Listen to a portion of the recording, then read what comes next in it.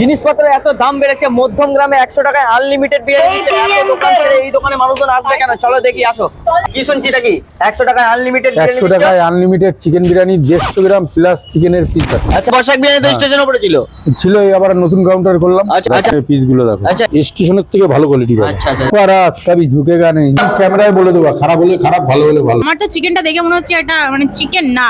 আচ্ছা। কি সেটা আজকে খেয়ে বিনীত তোমাদের বলবো। চলো চলো, হ্যাঁ, আসো, বিরিয়ানি নিয়ে আসো, বিরিয়ানি নিয়ে আসো, বিরিয়ানি নিয়ে আসো। আনলিমিটেড বিরিয়ানি এ কিভাবে দিচ্ছে? আলু, এই রাইস